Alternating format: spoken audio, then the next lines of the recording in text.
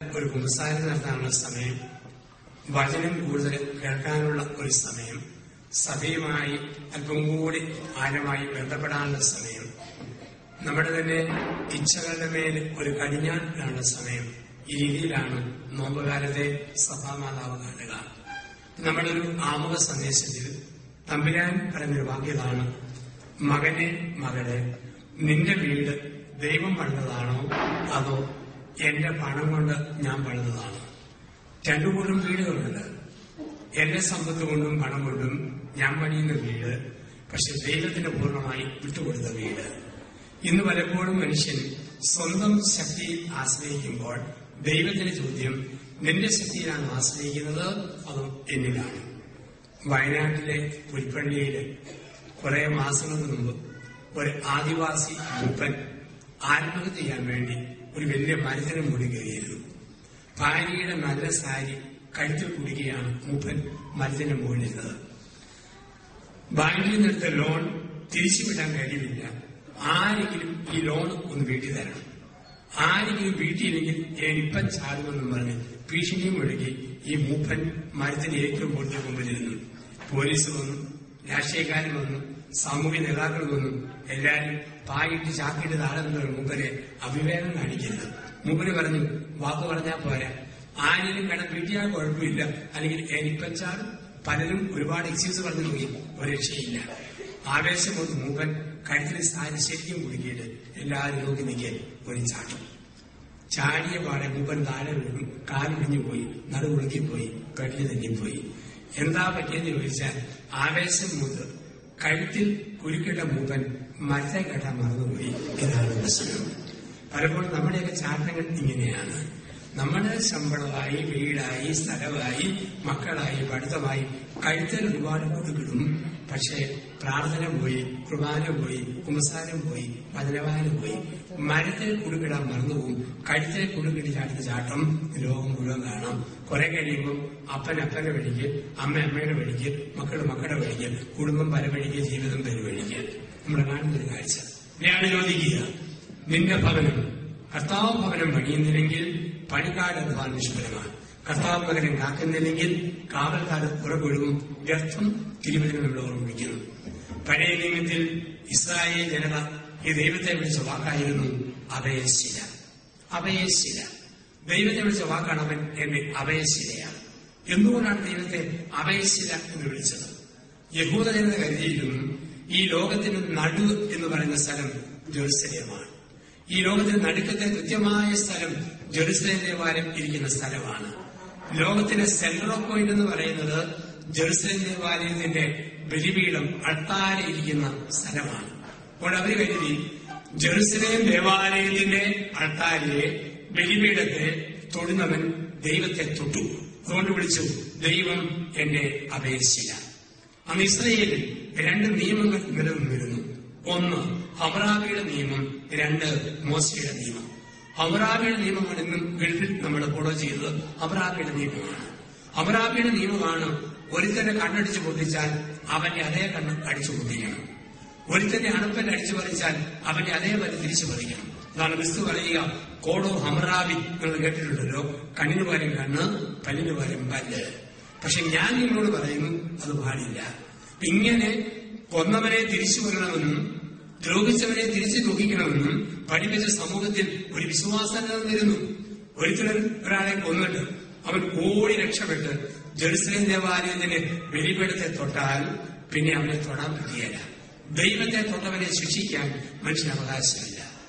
ഏത് കൊള്ളയും കൊലപാതകവും നടത്തവൻ ഓടി രക്ഷപ്പെട്ട് ദേവാലയ ബലിപീഠത്തെ തൊട്ടാൽ അവനെ തൊടാനും ശിക്ഷിക്കാനും അനുവാദമില്ല. ഇതായിരുന്നു ഇസ്രായേലിലെ ഒരു അലിഖിത നിയമം. അവിടെയാണ് പറയുക ദൈവം അഭയശില. ബലിപീഠത്തെ തൊട്ടവനെ പിന്നെ ആർക്കും തൊടാൻ പറ്റിയല്ല. ആ ഒരു രീതി. ഇതിൽ നിന്നും അമേരിക്ക ഭരണഘടന എഴുതിയപ്പോൾ ഈ ഇസ്രായേലിന്റെ സ്വാധീനം അമേരിക്കയെ ബാധിച്ചു. അവർ എഴുതി വെച്ചു, ഒരുത്തൻ ക്യൂബയിൽ നിന്നും അറ്റ്ലാന്റിക് സമുദ്രത്തോട് നീന്തി വന്ന് അമേരിക്കയിലെ ഫ്ലോറിഡയുടെ മയാമിയുടെ മണ്ണിൽ തൊട്ടാൽ അവനെ പൗരത്വം കൊടുത്തേ പറ്റൂ, പുറത്താക്കാൻ പറ്റുകയില്ല. അമേരിക്കയിൽ നിയമമുണ്ട്. അഭയശിലയെ തൊട്ടവനെ ധിക്കരിക്കാൻ പറ്റുകയില്ല. അത് ഇന്ത്യയെ സ്വാധീനിച്ചു. കശാപ്പുകാരുടെ ശാലയിൽ നിന്നും ഒരു കാള ഓടി രക്ഷപ്പെട്ട് ക്ഷേത്രത്തിൽ കയറിയാൽ ആ കാളയെ കൊല്ലരുത്, അമ്പലക്കാള എന്ന് വിളിക്കപ്പെടുന്നു. തുടങ്ങിയത് 10,000 വർഷത്തെ പഴക്കമുള്ള ഇസ്രായേലിന്റെ പരിശുദ്ധ പാരമ്പര്യം. അപയശിലയെ തൊട്ടവന് ആർക്കും തൊടാൻ പറ്റുകയില്ല. ഈ അപയശിലയായ ദൈവത്തെ ദൈവം അനുഭവിച്ചതെങ്ങനെ? അവന് കൂടെ വരുമ്പോൾ ഭയം മാറ്റുന്ന ദൈവം. അതാണ് വേദപുസ്തകത്തിൽ ഏറ്റവും കൂടുതൽ പ്രാവശ്യം ആവർത്തിക്കുന്ന വാക്കാണ് ഭയപ്പെടേണ്ട, ഞാൻ നിന്റെ കൂടെയുണ്ട്. ഒരു വർഷത്തിൽ 360 ദിവസമുണ്ടെങ്കിൽ 366 പ്രാവശ്യം വേദപുസ്തകത്തിൽ ആവർത്തിക്കുന്ന വാക്കാണ് നീ ഭയപ്പെടേണ്ട, ഞാൻ നിന്റെ കൂടെയുണ്ട്. പുറപ്പാട് പുസ്തകത്തിന്റെ 14-ാം തിരുവചനത്തില് ജനനേതാവായ മോശയോട് ദൈവം അരുളിച്ചു, മോശെ നീ ഭയപ്പെടേണ്ട, നിനക്ക് വേണ്ടി യുദ്ധം ചെയ്യുന്ന കർത്താവ് നിന്റെ കൂടെയുണ്ട്. മത്തായി സുവിശേഷം 22:20 അവസാനം നമ്മൾ വായിക്കും, സ്വർഗത്തിലേക്ക് ആരോപണം ചെയ്ത യേശു പറയുകയാണ്, കുഞ്ഞുങ്ങളെ ഭയപ്പെടേണ്ട, ലോകാവസാനം വരെ ഞാൻ നിങ്ങളോടുകൂടി ഉണ്ടായിരിക്കും. ഭയപ്പെടേണ്ട, ഞാൻ നിന്റെ കൂടെയുണ്ട്. ഈ ഉറപ്പാണ് ദൈവം നമുക്ക് തരിക. ക്രിസ്തു പിറന്ന രാത്രിയിൽ ബേത്ലഹേമിലെ ഇടയന്മാർക്ക് 5 ഭയങ്ങളുണ്ടായിരുന്നു. ഇടയന്മാർക്ക് 5 ഭയങ്ങളുണ്ടായിരുന്നു. എന്തെല്ലാമായിരുന്നു? 1, കള്ളൻ ആടിനെ മോഷ്ടിക്കുന്ന കാലം. 2, ചെന്നായി ആടിനെ കൊല്ലുന്ന കാലം. 3, ആട്ടിറച്ചി വിലയില്ലാത്ത കാലം. 4, ആട്ടുംപാൽ കുടിക്കാത്ത കാലം. 5, ആട്ടുംതോലാരും തിരിഞ്ഞു നോക്കാത്ത കാലം. ഈ 5 ഭയങ്ങളോടെ ആടിനെ മേയിക്കുന്ന ഇടയന്മാരുടെ മുമ്പിലാണ് ദൈവത്തിന്റെ മാലാഖമാർ എന്ന് പറയുക, സകല ജനതകൾക്കുമുള്ള രക്ഷയുടെ സദ്വാർത്ത കേട്ടുകൊള്ളുവിൻ, നിങ്ങൾക്കായ രക്ഷകൻ ദാവീദിന്റെ പട്ടണമായ ബേത്ലഹേമിൽ ഇന്ന് ജനിച്ചിരിക്കുന്നു. ഇത് കേട്ട പാടെ ഭയം പോയി. ഇടയന്മാര് പറഞ്ഞു, നമുക്ക് തമ്പുരാനെ നോക്കാം. തമ്പുരാൻ ആടിനെ നോക്കട്ടെ. ഒരൊറ്റ ഓട്ടം. ചെന്നാൽ ചത്തിട്ടില്ല, കള്ളം പോയിട്ടില്ല, ആട്ടുംപാൽ വരെ കൂടിയിട്ടില്ല. പക്ഷെ പേടി പോയി. ദൈവം വരുമ്പം ഭയം പോകും. ആ ദൈവത്തെ ഇസ്രായേൽ 4 രീതിയിൽ വ്യാഖ്യാനിച്ചു. അവർ പറഞ്ഞു, ദൈവം കാണുന്നവനാണ്. 2, ദൈവം കേൾക്കുന്നവനാണ്. 3, ദൈവം അറിയുന്നവനാണ്. 4, ദൈവം ഇറങ്ങി വരുന്നവനാണ്. അപേക്ഷയായ ദൈവത്തിന്റെ 4 സ്വഭാവത്തെ ബൈബിൾ വ്യാഖ്യാനിച്ചിരിക്കുന്ന, ദൈവം കാണുന്നവനാണ്, ദൈവം കേൾക്കുന്നവനാണ്, ദൈവം അറിയുന്നവനാണ്, ദൈവം ഇറങ്ങി വരുന്നവനാണ്. 1, കാണുന്നവനായ ദൈവം. എല്ലാരും പറയുന്ന വാക്കാ ദൈവം കാണുന്നു. നമ്മൾ വേദപുസ്തകത്തിൽ വായിക്കുന്നുണ്ട്, ഹാഗാർ കരഞ്ഞത് ദൈവം കണ്ടു. സഖേയൂസ് മരത്തിനടിയിൽ ഒളിച്ചിരിക്കുന്നത് തമ്പുരാൻ കണ്ടു. യോന മത്സ്യത്തിന്റെ വൈദ്യ കിടന്ന് ദൈവം കണ്ടു. ദൈവം കാണുന്നവനാണ്. നല്ല അമ്മച്ചിമാര് പറയും, എന്റെ അച്ഛ കെട്ടിയോ കണ്ടില്ലേലും, മക്കളും മരുമക്കളും കണ്ടില്ലേലും, നാത്തും ഗോത്രങ്ങൾ ഒട്ടും കണ്ടില്ലേലും തമ്പുരാൻ കാണുന്നുണ്ടല്ലോ. എവിടെയിരുന്നാ കാണുന്നതെന്ന് അറിയത്തില്ല, പക്ഷെ കാണുന്നുണ്ട്. നമുക്കൊക്കെയുള്ള ഉറപ്പ്. ചില മനുഷ്യർ ധ്യാനത്തിൽ വരും. ഞങ്ങൾക്കിങ്ങനെ കപ്പിച്ചി സമയത്ത് രീതിയിൽ ഞങ്ങൾ കുട്ടനാടി പോയി നെല്ലിപ്പിരിക്കുമായിരുന്നു പണ്ട്. ഇന്ന് ആൾക്കാർ സംഭാവന കൊണ്ട് തരും. അപ്പൊ തമ്മിലൊക്കെ പറയാ, അച്ഛാ രസീതൊന്നും വേണ്ട, തമ്പുരാൻ കണ്ടാൽ മതി. എന്ത് ചെയ്യുമ്പോഴും ദൈവം കാണുന്ന ഉറപ്പ്. കാരണം മത്തായി 10:42 ഒരു പാത്രം പച്ചവെള്ളം കൊടുത്താലും ഞാനത് കാണും, ഞാനതിന് പ്രതിഫലം തരും. അതിന് നമ്മൾ വിശദമായി കൊച്ചു കൊച്ചു നന്മകൾ ആർക്കെങ്കിലും ചെയ്യുമ്പോൾ നമ്മുടെ ഉള്ളിന്റെ ഉറവ ഒരു ബോധ്യം ഇതാണ്, ദൈവം കാണുന്നു, ദൈവം കാണുന്നു. ടി.എൻ. ശേഷൻ ഇലക്ഷൻ കമ്മീഷനായിരുന്ന കാലഘട്ടത്തിൽ തൃശ്ശൂരിൽ ഒരു പ്രോഗ്രാമിൽ പങ്കെടുക്കാൻ വന്നപ്പോൾ ഗുരുവായൂരിൽ നിന്നും ഒരു ക്ഷേത്ര കമ്മിറ്റിക്കാർ വന്ന് പറഞ്ഞു, ഒരു പുതിയ ക്ഷേത്രം ഗുരുവായൂരടുത്ത് ഞങ്ങൾ പണിയുന്നുണ്ട്. ടി.എൻ. ശേഷൻ മനസ്സിലായി സംഭാവനയാണ് ലക്ഷ്യം. ടി.എൻ. ശേഷൻ പേഴ്സിൽ നിന്നും 500 നോട്ടെടുത്ത് കൊടുത്തു. അവരത് ഉടഞ്ഞ് എടുത്തു. രസീറ്റ് എഴുതി, TN. Seshan election commission of India donation 500 രൂപ. രസീത് ടി.എൻ. ശേഷന് കൊടുത്തപ്പം ടി.എൻ. ശേഷൻ പറഞ്ഞു, രസീത് വേണ്ട. അതെന്താ? ദൈവത്തിന് കൊടുക്കുന്ന കാര്യത്തിൽ ഞാൻ കണക്ക് വെക്കാറില്ല, ഒരു രസീത് വേണ്ട. അവർ ചോദിച്ചു, പിന്നെ അങ്ങനെയാണെങ്കിൽ എന്തിനാ ഇത്രയും കഷ്ടപ്പെട്ട് ഞങ്ങളെ കൊണ്ട് ഇത് എഴുതിപ്പിച്ചത്? പിന്നെ ടി.എൻ. ശേഷൻ പറഞ്ഞു, ദൈവത്തിന് കൊടുക്കുന്ന കാര്യത്തിൽ ഞാൻ കണക്ക് വെക്കുകയും ദൈവത്തിന്റെ നാമത്തിൽ പിരിക്കുന്ന ആൾക്കാർക്ക് കണക്ക് വേണം. അത് കത്തിച്ച് ദൂരെ കടന്നേരെ കാണുന്നു. ഒരുറപ്പ്, ദൈവം കാണുന്നത്. നമ്മുടെയൊക്കെ ജീവിതത്തിന് ഉറപ്പിതാണ്, ഏത് നൊമ്പരം വരുമ്പോഴും സഹനം വരുമ്പോഴും പിടിച്ചിരിക്കുന്ന ഒറ്റ ഉറപ്പ്, തമ്പുരാൻ കാണുന്നുണ്ടല്ലോ. കുവൈറ്റ് വന്നു ഈ മരുഭൂമിയിൽ നമ്മൾ ഒത്തിരി അറിയപ്പെടും. നമ്മുടെ കഷ്ടപ്പാട് അറിയാതെ ആൾക്കാർ പലതും പറയുമ്പോഴും നമുക്കുണ്ടാകേണ്ട ഏക ഉറപ്പ് ദൈവം കാണുന്നു. ഒരു ചേട്ടൻ ആടിനെ കാണാതെ പോയി. ചേട്ടൻ അന്വേഷിച്ച് മടുത്തു. എത്ര നോക്കിയിട്ടും ആടിനെ കാണുന്നില്ല. അവസാനം വനത്തിന്റെ അരികിൽ ഒരു മരത്തെ കയറി ചേട്ടൻ ദൂരങ്ങളിലേക്ക് ദൃഷ്ടി വായിച്ചു. എവിടെയെങ്കിലും ആടിനെ കാണുന്നുണ്ടോ? കണ്ടില്ല. അപ്പോഴാണ് ഒരു കാമുകനും കാമുകിയും പ്രേമം മൂത്ത് ഈ മരത്തിനെ മൂട്ടിക്കൊണ്ടു. അവൾ അവളെ കെട്ടിപ്പിടിച്ച് അവളെ കണ്ണു നോക്കി പറഞ്ഞു, ഓമനെ, നിന്റെ ഈ കണ്ണുകളിൽ ഈ ലോകത്തെ മുഴുവൻ ഞാൻ കാണും. പിന്നെ ചേട്ടന്റെ മറുപടി, പൊന്നുമോനെ, അവിടെയെങ്കിലും എന്റെ ആടിനെ കണ്ടത് എന്ന് പറയാൻ പറഞ്ഞേക്കരുത്. അപ്പം കാണുന്നവനായ ദൈവം, സകലതും കാണുന്നവനാണ് ദൈവം. 2, ദൈവം കേൾക്കുന്നവനാണ്. ജെറമിയ 33:3, നീ എന്നെ വിളിക്കുക, ഞാൻ നിന്നെ കേൾക്കുന്ന ദൈവമാണ്. ജെറമിയ 33:3, നീ എന്നെ വിളിക്കുക, ഞാൻ നിന്നെ കേൾക്കുന്ന ദൈവമാണ്. ദൈവം കേൾക്കുന്നവനാണ്. ചിലപ്പോഴൊക്കെ നമുക്ക് തോന്നും, ഓ, ദൈവം ഒന്നും കേൾക്കുന്നില്ല, എന്തോരം പ്രാർത്ഥിച്ചു, ഇതുവരെ ദൈവം കേട്ടില്ലല്ലോ എന്ന് ചില സമയത്ത് നമുക്ക് തോന്നും. പക്ഷെ ദൈവം കേൾക്കുന്നുണ്ട്. 8ാം ക്ലാസ്സിൽ ഞാൻ പഠിക്കുമ്പോൾ എന്റെ എന്നുള്ള ചിന്തയായിരുന്നു, ദൈവം എന്റെ പ്രാർത്ഥന കേൾക്കുന്നില്ല. കാരണം എന്നും രാവിലെ എഴുന്നേൽക്കുമ്പോൾ ഞാൻ ഒരു കാര്യം പ്രാർത്ഥിക്കുമായിരുന്നു, ദൈവമേ, കണക്ക് പഠിപ്പിക്കാൻ ഏലിക്കുട്ടി ടീച്ചർ ചൂരവടിയും കൊണ്ട് വരുമ്പോൾ കാര്യത്തിൽ താഴെ വീണ് വെറുതെ കുളുക്കിപ്പോണെന്ന് പല പ്രാവശ്യം പ്രാർത്ഥിച്ചിട്ടുണ്ട്. പക്ഷെ പൊതുവെ തന്നെ കിട്ടി തരാതെ ടീച്ചർ ഒരു ബോർഡിൽ പോലും ആയിട്ടിട്ടില്ല. നമുക്ക് തോന്നും ദൈവം കേട്ടിട്ടില്ല. പക്ഷെ ദൈവം കേൾക്കുന്നുണ്ട്. ദൈവം നമ്മുടെ പ്രാർത്ഥന കേൾക്കുന്നുണ്ട്. ചിലപ്പോൾ ഉടനെ ഉത്തരം വരും, ചിലപ്പോൾ കുറെ നാൾ കഴിഞ്ഞു വരും, ചിലപ്പോൾ ഓർത്തിനേക്കാൾ കൂടുതൽ വരും, ചിലപ്പോൾ ഒരിക്കലും ഉത്തരം കിട്ടിയില്ല എന്നും തോന്നും. അതിന്റെ ബൈബിളിലുള്ള കാണുക, മോശെ ആഗ്രഹിച്ചത് 20കളിൽ നേതാവാകാന് ദൈവ നേതാവാക്കിയപ്പോൾ വയസ്സ് 80 കഴിഞ്ഞു. സക്കറിയ അപ്പനാകാൻ കൊതിച്ചത് 30കളിലാണ്. പക്ഷെ അപ്പനാക്കിയപ്പോൾ 70 കഴിഞ്ഞു പോയി. അബ്രാഹാം അപ്പനാകാൻ 20കളിൽ കൊതിച്ചതാണ്. പക്ഷെ അപ്പനാക്കിയപ്പോഴോ വയസ്സ് 100. ഒരു കുഞ്ഞില്ലല്ലോ, കൊച്ചില്ലല്ലോ നോർത്ത് വീടിന്റെ വരാന്തയിൽ അബ്രാഹാം കുത്തിയിരിക്കുമ്പോ വീണ്ടും പിന്നാമ്പുറത്തൊരു ശബ്ദം നോക്കുമ്പോ മിസ്സിസ് അബ്രാഹാം സാറ കുത്തിയിരുന്നു, ഓക്കാനിക്കുന്നു, കിടിച്ചിട്ടുമാങ്ങ കടിച്ചു പറിക്കുന്നു, വാളപ്പൊളി ചവച്ചിരുന്നു. അബ്രാഹാം അടുത്തിരുന്നു, പുറം തൂത്ത് കൊടുത്തു, മുത്ത് നലോടി കൊടുത്തു, പെണ്ണ് ചെയ്യുമ്പോൾ കൊടുത്തു. എല്ലാ പ്രദേശം ഇഷ്ടപ്പെടാം. ചിലപ്പോ കുറെ കഴിഞ്ഞായിരിക്കും ഉത്തരം കിട്ടുക. ചിലപ്പോ നമ്മള് 2015 ഫെബ്രുവരി മാസം 24-ാം തീയതി പ്രാർത്ഥിച്ചാൽ ഉത്തരം കിട്ടുന്നത് 2033 ഒക്ടോബർ 7-ാം തീയതി ആയിരിക്കും. നമ്മൾ കാത്തിരിക്കണം. ദൈവം കേൾക്കുന്നുണ്ട്. ചിലപ്പോൾ ചോദിച്ചതിനേക്കാൾ കൂടുതൽ കിട്ടുന്നില്ല. ആലുവ മിണ്ടാമണത്തിൽ കന്യാസ്ത്രീ അമ്മമാരെ ഞാൻ ധ്യാനിപ്പിക്കുന്നു. 21 സിസ്റ്റേഴ്സ്. ധ്യാനത്തിന്റെ അവസാന ദിവസം മകൾ പറഞ്ഞു, ജോസഫ് അച്ഛൻ ഒരു ഉപകാരം കൂടെ ചെയ്യണം. എന്താ ചെയ്യണം? അച്ഛൻ മഠത്തിന്റെ മുറ്റത്ത് ഒരു ബന്ധന പ്രാർത്ഥന പ്രാർത്ഥിക്കണം. എന്താ ബന്ധിക്കണം? അച്ഛാ, മഠത്തിന്റെ മുറ്റത്ത് നീലമ്മാവിൽ മാങ്ങ ഉണ്ടാകുമ്പോൾ അണ്ടിയലെല്ലാം വേണ്ട. അതുകൊണ്ട് മാങ്ങാണ്ടി ഉണ്ടാകാൻ സാധ്യതയുള്ള സകലമാന കുട്ടികളെയും അച്ഛൻ ബന്ധിച്ചിട്ട് വേണം പോകാനായിട്ട്. ഞാൻ എന്റെ മദർ കാശിക്ക് പാത്രത്തിൽ ആലാമണം തന്നു, ഊറാറ് തന്നു, ബദൽപാത്ര പുസ്തകം. ഞാൻ മാവിന്റെ മൂട്ടിൽ നിന്നു, മദറിനെ മുട്ടിൽ നിന്നു, മറ്റുള്ളൊരു വട്ടം നിന്നു. എല്ലാവരും നോക്കി നിൽക്കി ഞാൻ പ്രാർത്ഥിച്ചു. സസ്യങ്ങളെ നട്ടവനും വൃക്ഷങ്ങളെ മുളപ്പിച്ചവനുമായ ഇസ്രയേലിന്റെ ദൈവമായ കർത്താവേ, ഈ നീലമാവിൽ കാലാകാലം ഉണ്ടാകുന്ന മാങ്ങാടെ അണ്ടിയിൽ ഉണ്ടാകാൻ സാധ്യതയുള്ള സകലമായ വണ്ടികളെയും ബന്ധിക്കണേ. ഒരു ഞെക്ക, ഒരു ബീച്ച്, ഒരു കമത്ത്. ആലാമേളം മൊത്തം വീണ് മഴയിൽ പിടിച്ച പോലെ മാവിങ്ങനെ നനഞ്ഞു നിന്നു. ഞാനൊന്ന് ഭരണങ്ങാനത്തേക്ക് പോകും. 1 മാസം കഴിഞ്ഞ് മദറിന്റെ കത്ത്, പ്രിയപ്പെട്ട ജോസഫ് അച്ഛ, അച്ഛന്റെ ധ്യാനത്തിൽ നോട്ട് വായിച്ച് ഞങ്ങൾ സന്തോഷിക്കുന്നു. അച്ഛന്റെ ധ്യാനത്തെക്കാൾ ഞങ്ങളെ സ്പർശിച്ചത് അച്ഛന്റെ ബന്ധന പ്രാർത്ഥനയുടെ ശക്തിയാണ്. അച്ഛൻ വണ്ടിനെ ബന്ധിച്ച് പ്രാർത്ഥിച്ചു പോയതിന്റെ 10ാം ദിവസം ശക്തമായ ഒരു ഗ്രാമീണയും കാറ്റും വന്നു. മാവ് മൂടെ ഒടിഞ്ഞുപോയി. അണ്ടിയില്ല, വണ്ടിയില്ല, വണ്ടിക്കാൻ ഒന്നുമില്ല. എങ്കിലും ഓർക്ക് ദൈവം പ്രാർത്ഥന കേൾക്കുന്നു.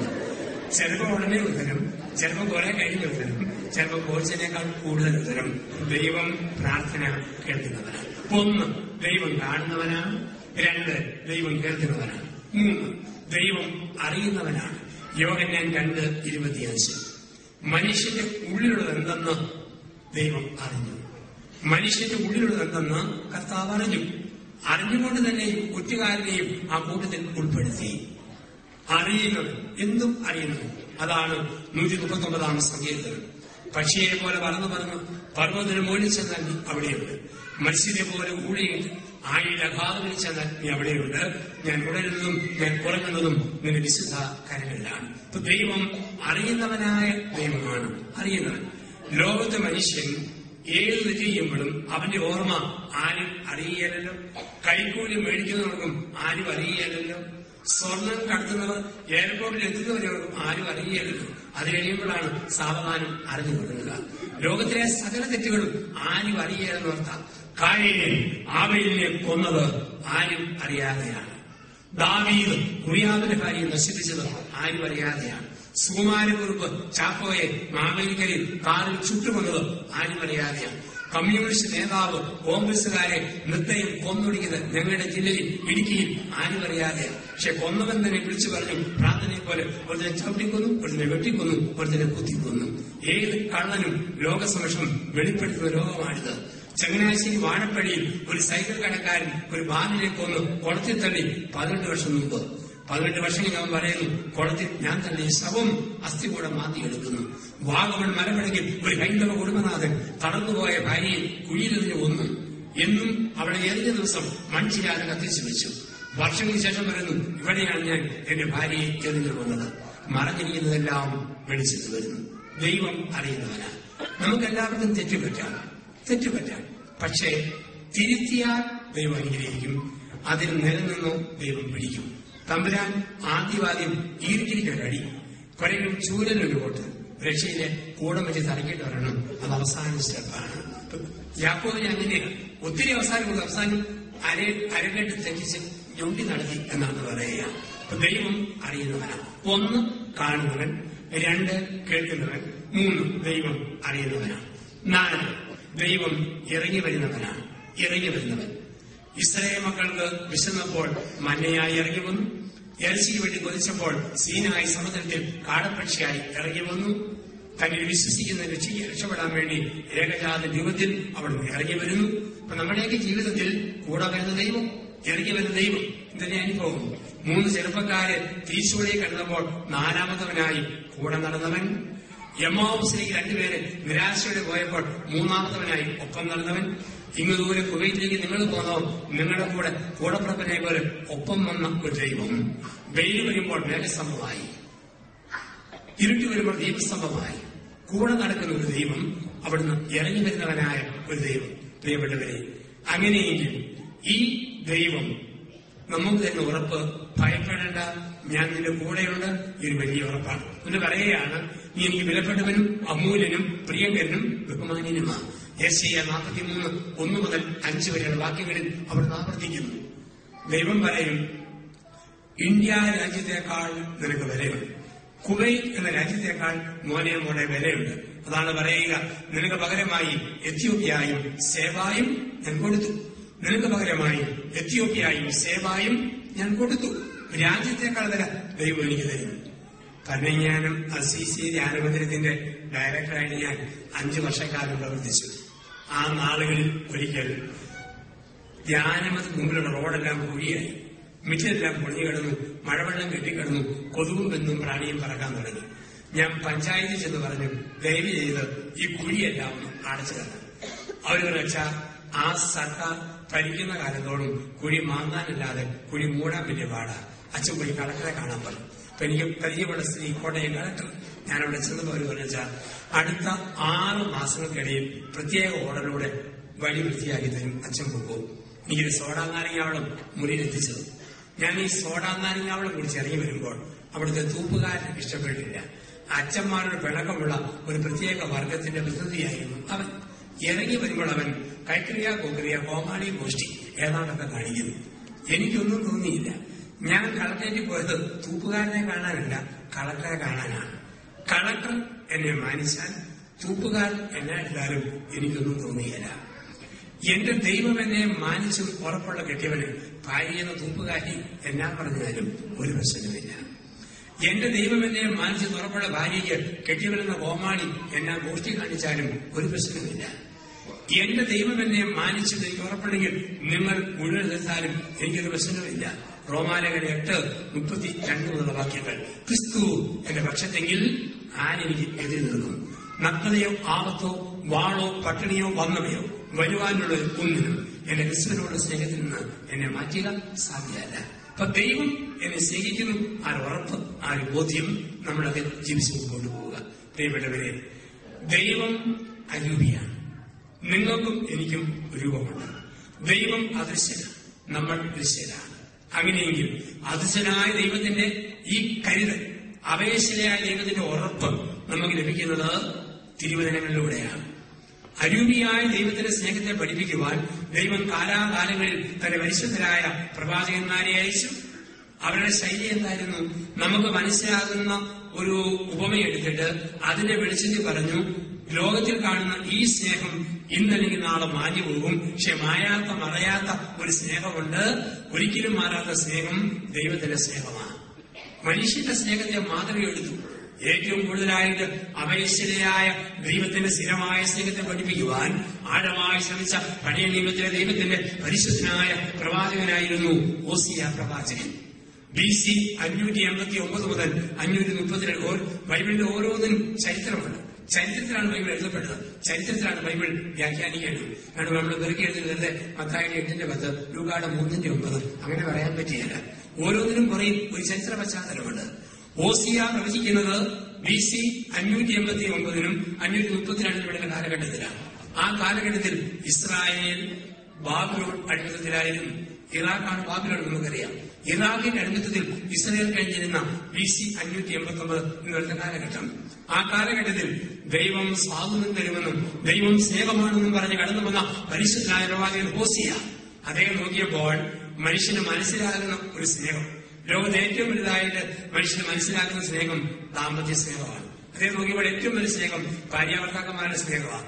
അതിനെ വെളിച്ചത്തിൽ ഓസിയ പറഞ്ഞു, ഭാര്യ ഭർത്താവിനെ മറന്നാലും ഭർത്താവ് ഭാര്യയെ മറന്നാലും ദൈവം നിന്നെ മറക്കില്ല. പ്രായപൂർത്തിയായ 99% പേരും കല്യാണത്തിന്റെ സമൂഹത്തിൽ അവർക്ക് മനസ്സിലായി ദൈവസ്നേഹത്തിന്റെ ആഴം. ഭാര്യ ഭർത്താവിനെ മറന്നാലും ഭർത്താവ് ഭാര്യയെ മറന്നാലും ഞാൻ നിന്നെ മറക്കില്ല.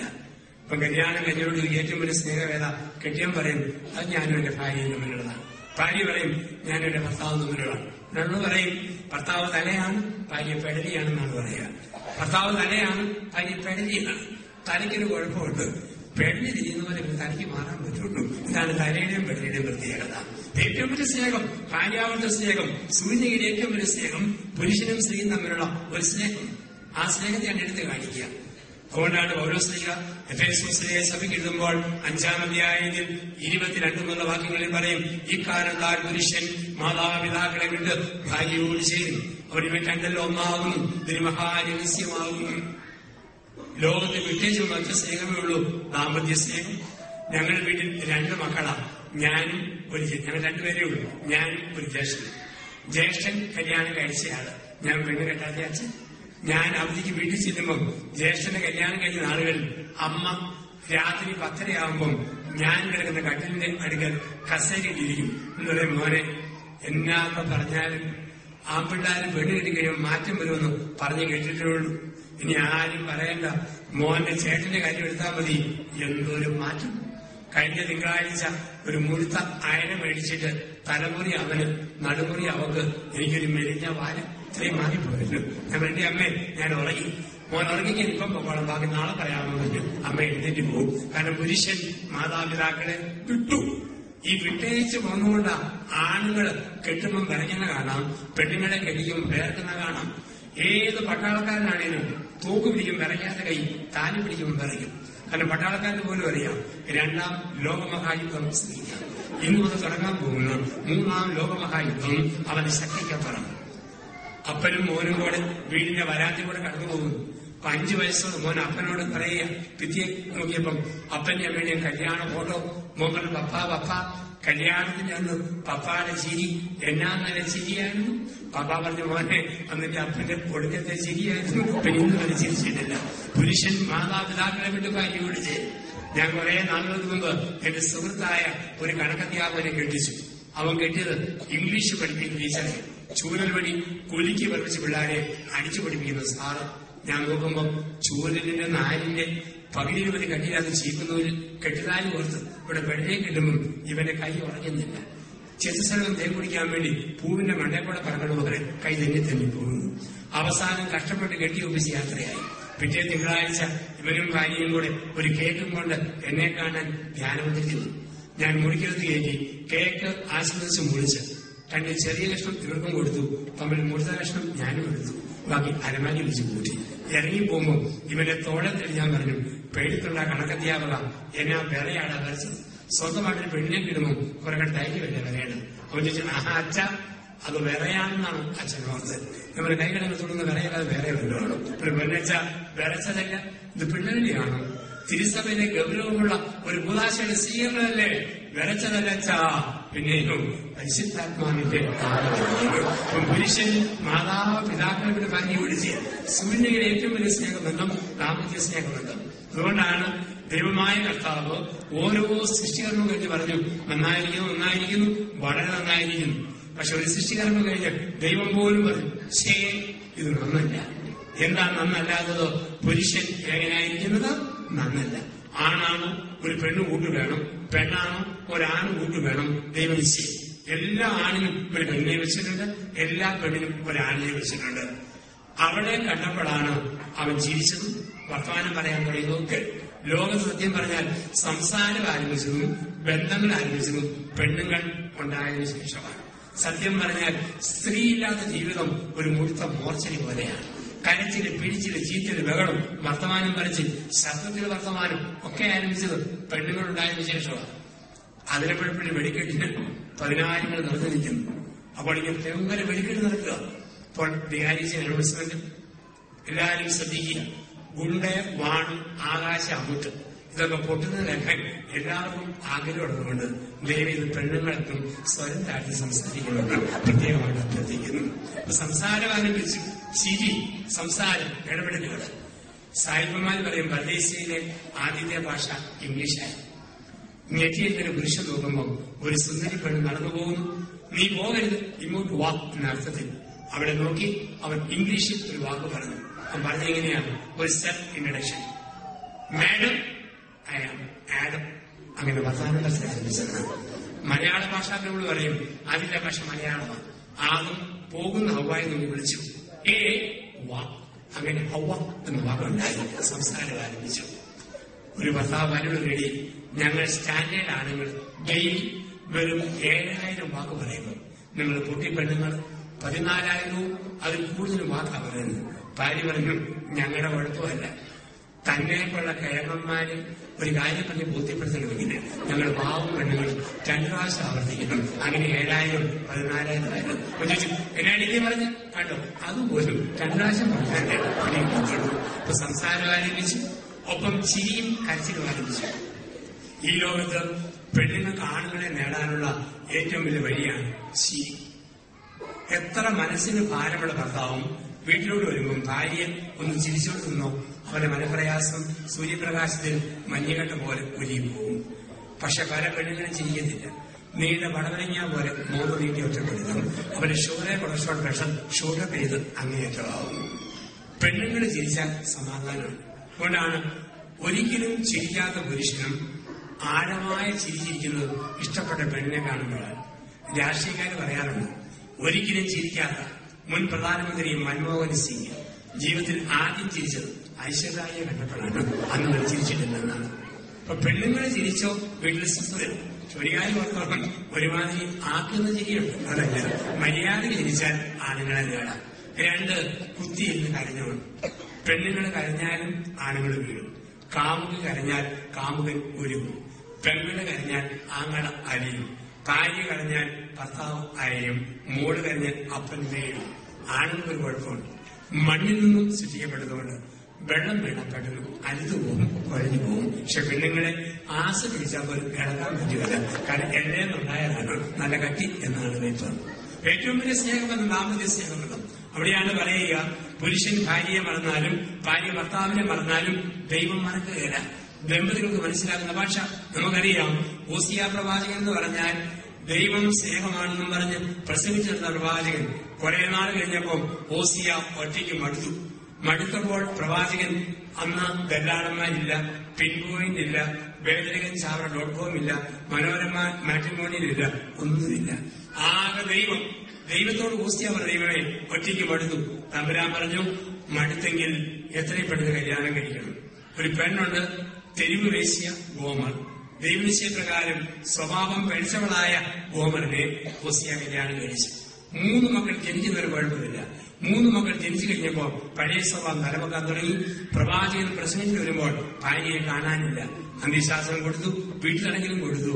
അവസാനം ദൈവത്തിന്റെ മുഖത്ത് നോക്കി പ്രവാചകൻ പറയുകയാണ്, ദൈവമേ, ഈ വേശ്യാസ്ത്രീ അല്ലാതെ വേറെ ഒരുത്തിയെ നീ എനിക്ക് ഭാര്യയെ തരാൻ കണ്ടില്ലേ? അവിടെ എന്നെ മറന്ന് അന്യ ആണുങ്ങൾ പിന്നാലെ പോകുമ്പോൾ എത്രമാത്രം വേദനിക്കുന്നറിയാവോ? എങ്കിലും എനിക്ക് അവിടെ മറക്കാൻ പറ്റുന്നില്ല. ഇപ്പൊ ദൈവം പറയുക, അല്ലയോ പ്രവാചക, പച്ച മനുഷ്യനായ നിന്നോട് നിന്റെ ഭാര്യ അവിശ്വസത കാണിച്ചു പോയിട്ടും നിനക്ക് ഇവിടെ മറക്കാൻ പറ്റുന്നില്ലെങ്കിൽ എന്റെ ജനം എന്നെ മറന്നു അന്യ ദൈവങ്ങളെ വിജാതി വിഗ്രഹങ്ങളെ ആരാധിക്കുമ്പോ എനിക്കവരെ മറക്കാൻ പറ്റുമോ? പഠിപ്പിച്ച പാഠം സൂര്യനികയിലെ ഏറ്റവും വലിയ സ്നേഹം ദാമ്പത്യ സ്നേഹം. ആ സ്നേഹത്തിൽ ഭാര്യ ഭർത്താവിനെ മറന്നാലും ഭർത്താവ് ഭാര്യയെ മറന്നാലും ദൈവം എന്നെ മറക്കില്ല. പഠിപ്പിച്ചു ദൈവത്തിന്റെ സ്നേഹത്തെ ഓസിയ. 2 ഏശയ്യ. അപേക്ഷയായ ദൈവത്തിന്റെ സ്നേഹത്തെ ഏശയ്യ പഠിപ്പിച്ചത് അമ്മ കുഞ്ഞ് ബന്ധത്തിന് വെളിച്ചത്തിലാണ്. ഏശയ്യ 49:16. മുല കുടിക്കുന്ന കുഞ്ഞിനെ അമ്മയ്ക്ക് മറക്കാനാകുമോ? അമ്മ കുഞ്ഞിനെ മറന്നാലും ഞാൻ നിന്നെ മറക്കില്ല. ഓസിയ പറഞ്ഞു ഏറ്റവും വലിയ സ്നേഹം ഭാര്യാഭർത്തൃ സ്നേഹം. ഏശയ്യ പറഞ്ഞു ഏറ്റവും വലിയ സ്നേഹം പെറ്റതള്ളിയും കൊച്ചും തമ്മിലുള്ളതാണ്. അമ്മ കുഞ്ഞിനെ മറന്നാലും ഞാൻ നിന്നെ മറക്കില്ല. ഇതാണ് ഏശയ്യ പറയുക. നമുക്കറിയാം, ഇന്ന് അമ്മമാര് മക്കളെ മറക്കുന്ന കാലം. നമ്മുടെ തന്നെ നാട്ടില് ഗർഭചിത്രത്തിൽ കൊല്ലുന്നു കുഞ്ഞുങ്ങളെ, ചെറിയ വരയ്ക്ക് മറിച്ചു വയ്ക്കുന്നു, ബസ് സ്റ്റാൻഡിൽ വെച്ചിട്ട് പോകുന്നു, അഴുകാലം ഉന്തിയിട്ട് പോകുന്നു, ഓടയിൽ തള്ളിയിട്ട് പോകുന്നു, കുറ്റിച്ചെങ്ങൾക്കിടയിൽ തിരികെ കയറ്റിയിട്ട് പോകുന്നു. അമ്മ മക്കളെ മറക്കുന്ന കാലം. അവിടെയാണ് പറയുക, അമ്മ കുഞ്ഞിനെ മറന്നാലും ഞാൻ നിന്നെ മറക്കില്ല. കഴിഞ്ഞ വർഷം മെയ് 1-ാം തീയതി കണ്ണൂർ ടൗണിൽ ഞാൻ ധ്യാനിപ്പിക്കുമ്പോൾ അന്ന് പത്രത്തിലെ 1-ാം പേജിലെ ഒരു പ്രത്യേക വാർത്ത, ഒരു സ്ത്രീ 8 മാസം പ്രായമായ കുഞ്ഞിനെയും കൊണ്ട് വരികയാണ്. അപ്പൊ അങ്ങനെ വരുന്ന വഴിക്ക്, ആ കുഞ്ഞിനെയും കൊണ്ട് വരുന്ന വഴിക്ക് ബസ്സിനകത്തുനിന്ന് ഇറങ്ങാൻ നേരത്ത് മൊബൈൽ ഫോൺ അടിച്ചു. ഫോണിൽ സംസാരിച്ച അമ്മയെന്ന് പോയി കുഞ്ഞിനെ സീറ്റിൽ വെച്ചിട്ട് പിന്നെ 1.5 മണിക്കൂർ ഓട്ടോറിക്ഷയിൽ കറങ്ങി നടന്ന് മേലെ ചൊവ്വ സ്റ്റേഷനിൽ നിന്നും കുഞ്ഞിനെ വീണ്ടെടുക്കുന്ന അമ്മയെ കുറിച്ചുള്ള വാർത്ത. അമ്മ കുഞ്ഞിനെ മറക്കാം, മറന്നാലും ഞാൻ നിന്നെ മറക്കില്ല. എങ്ങനെയുള്ള അമ്മ? മുല കുടിക്കുന്ന കുഞ്ഞിനെ അമ്മയ്ക്ക് മറക്കാനാകുന്നു. ഏശയ്യ പ്രസംഗിക്കുമ്പോൾ അമ്മമാര് മക്കളെ മുലപ്പാൽ കുടിപ്പിക്കുന്ന കാലമായിരുന്നു. പഴയ നിയമത്തിൽ കാണാം, സാറ ഇസ്ഹാക്കിനെ 3.5 വയസ്സ് വരെ മുലയൂട്ടി. അത് കഴിഞ്ഞപ്പോൾ ഒരു വലിയ ആഘോഷം പോലെ നടത്തി എന്നാണ് പറയുക. പഴയ കാലത്ത് ഇങ്ങനെ മക്കളെ മുലപ്പാൽ കുടിപ്പിക്കുന്ന അമ്മമാര്. ഇന്ന് ഈ ഏശയ്യ കുവൈറ്റിൽ നിങ്ങളുടെ ഇടയിലും നാട്ടിൽ ഞങ്ങളുടെയൊക്കെ ഇടയിൽ വന്നാലും ഈ വാക്ക് പറയാൻ പറ്റും. ഇന്ന് അമേരിക്ക, യൂറോപ്പ്, ഗൾഫ് സംസ്കാരം വന്നപ്പം ചെറുപ്പക്കാരും പെണ്ണുങ്ങൾക്കൊരു തോന്നൽ, അമ്മയുടെ മുലപ്പാൽ കുടിച്ച് കുഞ്ഞെങ്ങാനും വളർന്നാൽ അമ്മയുടെ ശരീരത്തിന്റെ ഷേപ്പ് പോയാലും. അതുകൊണ്ട് 3 മാസം പ്രായമായ കുഞ്ഞിന്റെ 4 ഇഞ്ച് വണ്ണമുള്ള വായും 5 ഇഞ്ച് വണ്ണമുള്ള തമരികമ്പി നിപ്പിളുകുപ്പി കുത്തിക്കയറ്റും. എരുമപ്പാല്, ആട്ടുംപാല്, പശുപ്പാല്. കുഞ്ഞിന്റെ തൊണ്ണയെ വരെ കുത്തിയിറക്കിയിട്ട് പറയും, ഞൊട്ടി ഞൊണയടാ കുഞ്ഞിരാമ, ആഞ്ഞു വലിക്കടാ കൊച്ചുരാമ. അമ്മയുടെ മുലപ്പാൽ കുടിച്ചു വളർന്നാൽ അമ്മയുടെ ശരീര ഷേപ്പ് പോയാലോ? കുഞ്ഞ് കട്ടിലേ കിടന്ന് 2 കൈയും കാലും അടിച്ചുകൊണ്ട് പറയുക, വളർന്ന് വരട്ടടി, 20 വയസ്സാകട്ടെ, നിന്റെ ഷേപ്പ് ഞാൻ മൊത്തം മാറ്റിക്കോളാം. ചില കുഞ്ഞുങ്ങൾ പോലും വളർന്നു വരുമ്പം അമ്മയെന്ന് വിളിക്കുകയല്ല, നാട്ടുപാലാ വിളിച്ചു പറഞ്ഞു, അങ്ങനെയല്ലേ വിളിക്കുന്നുള്ളൂ. ഇവിടെയാണ് പറയുക, മുല കുടിക്കുന്ന കുഞ്ഞിനെ അമ്മയ്ക്ക് മറക്കാനാകുമോ? അമ്മ കുഞ്ഞിനെ മറന്നാലും ഞാൻ നിന്നെ മറക്കില്ല. പഠിപ്പിച്ചു ഏശയ്യ. 3 എസെക്കിയേൽ. എസെക്കിയേൽ ആട്ടിടയനാണ്. ആട്ടിടയനായ എസെക്കിയേൽ ദൈവത്തിന്റെ പാറ പോലെ ഉറച്ച അപേക്ഷിതയായ ദൈവത്തിന്റെ സ്നേഹത്തെ വ്യാഖ്യാനിക്കാൻ എടുക്കുന്നത് ഇടയൻ ആട് ബന്ധത്തിലാണ്. എസെക്കിയേൽ 32 മുതൽ 36 വരെ അധ്യായങ്ങൾ. ഇടയൻ ആടിനെ മറന്നാലും ദൈവം തന്റെ ജനത്തെ മറക്കില്ല. അന്ന് ചെന്നായ് ആടിന്മേൽ ചാടി വീഴുമ്പോൾ ചെന്നായെ നേരിട്ടിട്ട് ഇടയൻ മുറിവെക്കാനും മരിച്ചാലും ആടിനെ രക്ഷിക്കുന്ന സമൂഹം. അവിടെയാണ് പറയുക, ഇടയൻ ആടിനെ മറന്നാലും ഞാൻ നിന്നെ മറക്കില്ല, ഉപേക്ഷിക്കില്ല. 4 ജെറമിയ. ജെറമിയ കുശവനാണ്. മൺപാത്രങ്ങൾ മെനയുന്ന കുശവൻ. കുശവന്റെ സമൂഹത്തിന് വേണ്ടിയാ ജെറമിയ പ്രവചിക്കുക. ജെറമിയ 18 പറയുന്നു, കുശവൻ താൻ മെനഞ്ഞെടുത്ത കുടത്തെ മറന്നാലും ദൈവം താൻ മെനഞ്ഞെടുത്ത മനുഷ്യനെ മറക്കുകയില്ല. ഓസിയ ദാമ്പത്യ സ്നേഹത്തിന് വിളിച്ചത്. ഏശയ്യ അമ്മ കുഞ്ഞ് ബന്ധത്തിന് വിളിച്ചത്. എസെക്കിയേൽ ഇടയൻ ആട് ബന്ധത്തിന് വിളിച്ചത്. ജെറമിയ കുശവൻ കുടം എന്നതിന് വെളിച്ചത്തിൽ ദൈവത്തിന്റെ സ്നേഹത്തെ പഠിപ്പിച്ചു പറയുകയാണ്, ആരൊക്കെ മറന്നാലും ദൈവം മറക്കുകയില്ല. ഇത് 103-ാം സങ്കീർത്തനം 8-ാം തിരുവചനത്തിൽ ദൈവത്തിന്റെ ഭക്തനായ സങ്കീർത്തകൻ ഒറ്റ വാക്യത്തിൽ സംഗ്രഹിച്ചു. സങ്കീർത്തനം 103:8 അവിടെ നമ്മൾ വായിക്കുന്നു, കർത്താവ് കരുണാവാരിധിയും സ്നേഹനിധിയുമാണ്. ബൈബിളിൽ ഒരു പേരിടുന്നത് അർത്ഥം വെച്ചാണ്. കളിതമാശിന് പേരിടുകയാണ്. അർത്ഥമുള്ള പേരുകളുള്ളൂ. കർത്താവ് കരുണാവാരിധിയും സ്നേഹനിധിയുമാണ്. അർത്ഥമുള്ള ഒരു പേര് സ്നേഹനിധി. നമുക്കറിയാം ബൈബിളിൽ പേരിടുന്നത് അർത്ഥപൂർണമായ പേര്. ഉദാഹരണം, ആദത്തിന് ഹവ്വായ്ക്കും ഒരു മോനുണ്ടായി. ഇട്ട പേര് കായേൻ, ഞങ്ങൾ സമ്പാദിച്ചു. യോഹന്നാൻ ദൈവത്തിന്റെ ദാനം, തോമ ഇരട്ട, തദ്ദേവൂസ് നെച്ചറപ്പുള്ളവൻ, ജോസഫ് വളർത്തുന്നവൻ, ജേക്കബ് കാലെ പിടിച്ച് വലിക്കുന്നവൻ. ഓരോ പേരിനും ഓരോ അർത്ഥമാണ്. മാർഗറ്റ് മുത്ത്, ഡോണ ഗിഫ്റ്റ്. നമ്മളാണിന്ന് ഒരർത്ഥമില്ലാത്ത പേര്. പണ്ട് പേര് കേട്ടറിയാം. ക്രിസ്ത്യാനിയാണ്, ഹിന്ദുവാണ്, മുസ്ലിമാണ്. തോമസ് ക്രിസ്ത്യാനി, പാസറിന് ഹിന്ദു, ബഷീർ മുസ്ലിം, ജാനകി ഹിന്ദു, സുഹറ മുസ്ലിം, മേരിപൊടി ക്രിസ്ത്യാനി. ഇന്ന് 3 ആൺപിള്ളേർ. ഏത് ജാതിയാണെന്ന് ആർക്കും വിളി കിട്ടൂ. ഒന്നാമത്തവൻ അനീഷ്, രണ്ടാമത്തവൻ സുനീഷ്, മൂന്നാമത്തവൻ ഫിനീഷ്. കല്യാണം കഴിഞ്ഞ് 1-ാം വർഷം ഒരു പെങ്കൊച്ചുണ്ടായി.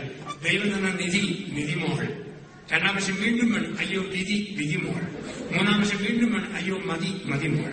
4-ാം വർഷം വീണ്ടും വേണം, അയ്യോ ചതി, ചതിമോൾ. ഇങ്ങനെ ഇട്ടുപോകുന്നിടത്തൊരു പേര് കൊടുത്തു. കർത്താവ് കരുണാവാരിധിയും സ്നേഹനിധിയുമാണ്. കരുണാവാരിധിയും സ്നേഹനിധിയുമാണ്. അപ്പൊ ദൈവത്തിന്റെ സ്നേഹത്തെ പഠിപ്പിക്കുന്നു. പ്രിയപ്പെട്ടവരെ, പ്രവാചകന്മാര് പഠിപ്പിച്ചത് അവസാന പ്രവാചകനായ സ്നാപകയോഹന്നാനും പ്രവചനങ്ങളുടെ പൂർത്തീകരണമായ യേശുക്രിസ്തുവും ഈ ദൈവത്തിന്റെ സ്നേഹത്തെ പഠിപ്പിച്ചു. നമുക്കറിയാം, ഓരോരുത്തരും ജീവിക്കുന്ന സാമൂഹിക പശ്ചാത്തലത്തിൽ നിന്നാണ് ഉപമകളും വാക്കുകളും വരിക. കാഞ്ഞിരപ്പള്ളിക്കാര് മാതാവിനെ വിളിക്കുന്നത് അക്കരയമ്മേ എന്നാണ്. ചങ്ങനാശ്ശേരിക്കാരെ വിളിക്കുന്നത് പാറയ മാതാവിനെ എന്നാണ്. അങ്കമാലി എടുത്തുകൊണ്ട് വിളിക്കും കൊരട്ടിമുത്തി എന്ന്. തൊഴിലുകാരെ വിളിക്കും നാഗപ്പുഴ മാതാവേ. എവിടെയാണോ ആ നാടുമായി ബന്ധപ്പെട്ട വാക്കുകൾ. കാഞ്ഞിരപ്പള്ളിക്കാര് പറയും ചേർക്കടക്കാർക്ക് വിവരമില്ല, കോത്താഴംകാര് പൊട്ടത്തരം കാണിക്കും. അങ്കമാലിക്കാർ പറയും മഞ്ഞപ്രക്കാരാണ് കഴിവന്മാര്, അവിടെയുള്ള ഒരു അബദ്ധം കാണിക്കും. ഓരോ നാട്ടുകാരും അതുമായി ബന്ധപ്പെട്ട വാക്കുകൾ. സ്നാപകൻ ജീവിച്ചത് മരുഭൂമിയില്ല. സ്നാപകന്റെ വാക്കിന് നല്ല കട്ടിയാണ്. കാരണം മരുഭൂമിയുടെ ചൂട്, മണലിന്റെ പഴുപ്പ്, പാറയുടെ പൊള്ളുന്ന രീതി സ്നാപകന്റെ വാക്കിൽ അണഞ്ഞ സംഗതികളെ. പരന്നില്ലാത്ത വൃക്ഷങ്ങളിൽ തീരറിയപ്പെടും. കടുപ്പമുള്ള വാക്കാണ്. സ്നാപകനാണെന്ന് കേൾക്കുമ്പോൾ തന്നെ നമ്മുടെ മനസ്സിലെ ഓർമ്മ കാട്ടാളൻ, മലവേടൻ, ഈ ചിന്തയാണ്. കാരണം ഭക്ഷണം വെട്ടിക്കിളിയും കാട്ടിലെയും. നമ്മുടെ ഓർമ്മ സ്നാപകനെ കിളിയെ പിടിച്ച് പപ്പും കൂടി പിടിച്ച് വെട്ടി പിടിക്കുന്ന രീതിയിലാണ്. ബൈബിളിലെ വെട്ടിക്കിളി അതൊക്കെ അർത്ഥ വ്യാഖ്യാനങ്ങളാണ്. അത് പക്ഷിയല്ല, ഓർത്തോണം. ഇസ്രയേലിലെ പയറിന്റെ പേരാണ്, പയറാണ്. നമ്മുടെ നാട്ടിൽ പറയും വാക്കത്തി പയർ. ഈ പയർ ഇസ്രയേലിൽ വിളിക്കും വെട്ടിക്കിളി പയർ. വെട്ടിക്കിളി പയറും കാട്ടുതേനുമായിരുന്നു ഭക്ഷണം. ഇന്നും ഇസ്രയേലിൽ ചെല്ലുമ്പോൾ സ്നാപകനെ വീട്ടിലെ പുറകെ കാണാം ഈ പയറിന്റെ മോഡൽ ഇന്നും നട്ടു വളർത്തിയിരിക്കും. ഈ പയറിന്റെ തവിടിന് നല്ല പോഷകാംശമാണ്. അതാണ് ലൂക്കാ 15 പറയുക, ദൂർത്തപുത്രന് തവിട് പോലും തിന്നാൻ കിട്ടിയില്ല. അപ്പം വെട്ടിക്കിളി വെറും കാട്ടുതേനും കടുപ്പമുള്ള ഭാഷ. കർത്താവായ യേശുവിന്റെ ഭാഷ മയമുള്ള ഭാഷ. കാരണം യേശു കണ്ടത് മുക്കുവൻ, മീൻപിടുത്തം, വട്ടവൻ, ആരോൻ, കണഞ്ഞോൻ, ഞണ്ട്, ഞവണി, ഞാൻമൂര്, പിന്നെ സെക്കൂർ വരെ മുന്തിരിത്തോട്ടം. ഭാഷയും മയമാണ്.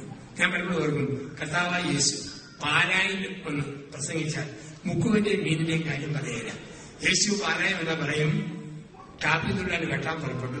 ചില 1 ചിരട്ട പാല്, ചില 1/2 ചിരട്ട പാല്, ചില 1/4 ചിരട്ട പാല് കേൾക്കാൻ ചെവിടുന്നതിന്റെ കേട്ടെ.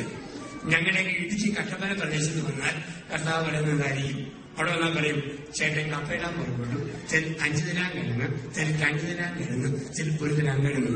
പന്നിയിൽ നിർത്തുകൊണ്ട് പോയി, സ്വൽപ്പം കഴിച്ചുകൊണ്ട് പോയി, കള്ളം കട്ടുകൊണ്ട് പോയി കേൾക്കാൻ ചെവിടുന്നതിന്റെ കേട്ടെ. ഇവിടെ പത്രത്തിൽ ചോദ്യം ഉണ്ടായിരുന്നു, ഏറ്റവും കൂടുതൽ കപ്പ തിന്നുന്ന 2 ജീവികൾ. ഉത്തരം 1 കത്തോലിക്കൻ, 2 പന്നിയേരി എന്നാണ് ഉത്തരം കൊടുത്തിരിക്കുക. അപ്പൊ നമ്മൾ മനസ്സിലാകുന്നതിനാണ് യേശുവിന്റെ പ്രബോധനം. ദൈവത്തിന്റെ മാറ്റമില്ലാത്ത സ്നേഹത്തെ ആഴമായി പഠിപ്പിക്കുവാൻ ക്രിസ്തു ദൈവസ്നേഹത്തെ വ്യാഖ്യാനിച്ച ഒരു അധ്യായമാണ് ലൂക്കാസ് സുവിശേഷം 15-ാം അധ്യായം. ഒരു കണ്ണാടി നോക്കി മുഖം മെനിക്കുന്ന പോലെ, കണ്ണാടി നോക്കി മുടി ചെയ്യുന്നതുപോലെ ലൂക്കാസ് സുവിശേഷത്തിന്റെ 15-ാം അധ്യായത്തിൽ നോക്കിയാൽ ദൈവത്തിന്റെ മുഖം നമുക്ക് മനോഹരമായി കാണിച്ചു തരും. 3 ഉപമകളിലൂടെ ദൈവത്തിന്റെ സ്നേഹത്തെ പഠിപ്പിക്കുകയാണ് ലൂക്കാസ് സുവിശേഷത്തിന്റെ 15-ാം അധ്യായത്തിൽ. 3 ഉപമകളിലൂടെ.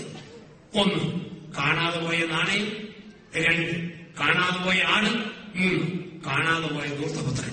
ലൂക്കാ 15, 1 മുതൽ 24 വരെ വാക്യങ്ങൾ 3 ഉപമകളിലൂടെ ദൈവത്തിന്റെ സ്നേഹത്തെ ശ്രോതാക്കളുടെ മനസ്സിൽ അനാവരണം ചെയ്യുന്നു ക്രിസ്തു.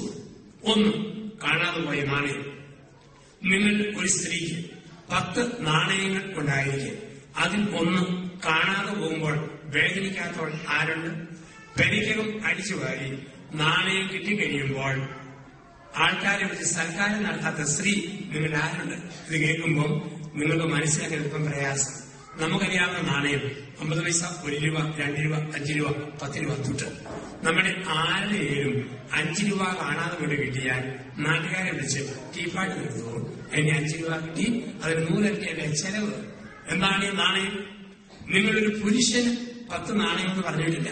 നിങ്ങളൊരു സ്ത്രീക്ക് 10 നാണയം ഉണ്ടായിരിക്കെ ഓരോ നാട്ടിൽ ഓരോ ഷേപ്പിലാണ് പെണ്ണുങ്ങളുടെ കഴുത്തിലെ കെട്ടുതാലി. എന്നതിലുള്ള സഹോദരിമാരുടെ കഴുത്തിലെ താലിയുടെ പേര് മിന്ന്, തീജ്വാല. പന്തക്കുസ്താദിവസം പരിശുദ്ധാത്മാവ് തീനാളത്തിന്റെ ഷേപ്പിൽ വന്നുകൊണ്ട് തീജ്വാല, മിന്ന്, ഇതാണ് ക്രൈസ്തവ താലി. ഹിന്ദുക്കളുടെ പെണ്ണുങ്ങളുടെ കഴുത്തിലെ താലിയുടെ പേര് ആലിലത്താലി. കൃഷ്ണന്റെ മരമാണ് ആല്. ആൽമരത്തിന്റെ എരിയുടെ ഷേപ്പിൽ വീതി കൂടി പരന്ന താലി, അത് ഹൈന്ദവ താലി. പാലസ്തീനായി ചെല്ലുമ്പോൾ ഇസ്രയേലിൽ യഹൂദ പെണ്ണുങ്ങളുടെ കഴുത്തിലെ താലിയാണ് നാണയത്തുട്ട്. അവിടെ ചെല്ലുമ്പോൾ കാണാം കാശ് കുറഞ്ഞ സ്ത്രീ ഒരു നാണയത്തുട്ട്, കൂടിയത് 2, ഒത്തിരി കൊണ്ട് 5, ഒരുപാടുള്ള 10. അതിന്റെ അർത്ഥം 10 അവമാനം കൂടി പ്രത്യേകം വെച്ചുകൊണ്ടിരിക്കുന്നു എന്നല്ല, ഇത്രയും കാശുണ്ടെന്ന് കാണിക്കാൻ വേണ്ടിയിട്ടാണ്.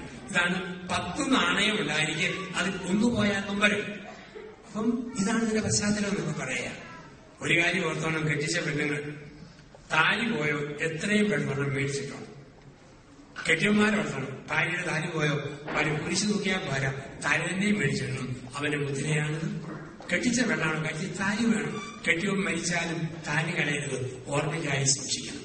കേരളത്തിൽ പറയാറുണ്ട്, ലോഹയില്ലാത്ത അച്ഛനും താലിയില്ലാത്ത ഭാര്യയും ബോർഡ് വെക്കാത്ത ബസ് പോലെയാണ്. അതിന് മേൽ കാണിക്കാൻ നിർത്തി കിട്ടും. അവിടെ മുദ്ര കുത്തണമെന്നാണ്. താലി നഷ്ടപ്പെട്ടോ താലി എടുത്തിടണം. ഇവിടെ പറയുകയാണ്, ഈ താലി നഷ്ടപ്പെട്ട സ്ത്രീക്ക് താലി തിരിച്ചു കിട്ടുമ്പോൾ എത്ര സന്തോഷിക്കുമോ അതുപോലെ ഭാവി തിരിച്ചു വരുമ്പം ദൈവം സന്തോഷിക്കുന്നു. വീണ്ടും പറയുന്നൊരു ഭാഗമുണ്ട്, ഇടയിൽ 100 ആളുടെയിലും ഒരെണ്ണം പോകുമ്പോൾ ദുഃഖം, തിരിച്ചു കിട്ടുമ്പോൾ സന്തോഷം. അതുപോലെ സഭയിൽ നിന്ന് പോയവൻ ദൈവത്തിൽ നിന്ന് തിരിച്ചു വരുമ്പോൾ ദൈവം സന്തോഷിക്കുന്നു. അപ്പന് മക്കൾ 2, മൂത്തപുത്രൻ ധൂർത്തപുത്രൻ. ധൂർത്തപുത്രൻ തിരിച്ചു വന്നപ്പോൾ അപ്പന് സന്തോഷം. ഒരാൾ തിരിച്ച് ദൈവത്തിലേക്ക് വരുമ്പോൾ ദൈവം സന്തോഷിക്കുന്നു. മനസ്സിലാകുന്ന രീതിയിലാണ് സ്നേഹത്തെ കർത്താവ് പഠിപ്പിക്കുക. പ്രിയപ്പെട്ടവരെ, ദൈവം എന്നെ സ്നേഹിക്കുന്നു എന്ന് നമുക്ക് ഉറപ്പുണ്ടോ? എന്തും ഏതും വന്നാലും നമ്മുടെ സത്യസന്ധതയ്ക്ക് പിടിച്ചിരിക്കും. ദൈവം സ്നേഹിക്കുന്ന ഉറപ്പുള്ള വ്യക്തിയെ സംബന്ധിച്ച് പല്ല് പറഞ്ഞാലും കുഴപ്പമില്ല, മോണെ ഒട്ടിയാലും പ്രശ്നമില്ല, വയല് ചാടിയാലും പ്രശ്നമില്ല, ടികള് പോയാലും പ്രശ്നമില്ല. ദൈവം എന്നെ സ്നേഹിക്കുന്നു. പ്രായം കൂടുതലൊന്നും അംഗീകരിക്കാനും ബുദ്ധിമുട്ടുമില്ല. ഇല്ലെങ്കിലോ ഭയങ്കര ടെൻഷൻ, പല്ല് പറഞ്ഞാൽ ദുഃഖം, അല്പം ഷേപ്പ് പോയാൽ ക്ഷീണം, തൊലിക്ക് തൊഴിൽ വീഴുമ്പോൾ പ്രയാസം, ആകെപ്പാടെ ടെൻഷൻ. ഒരച്ഛൻ പുത്തനായിട്ടൊരു പള്ളി വന്നു. ആൾക്കാർ ചോദിച്ചു, അച്ഛന് വയസ്സെത്രയായി? അച്ഛൻ പറഞ്ഞു 45.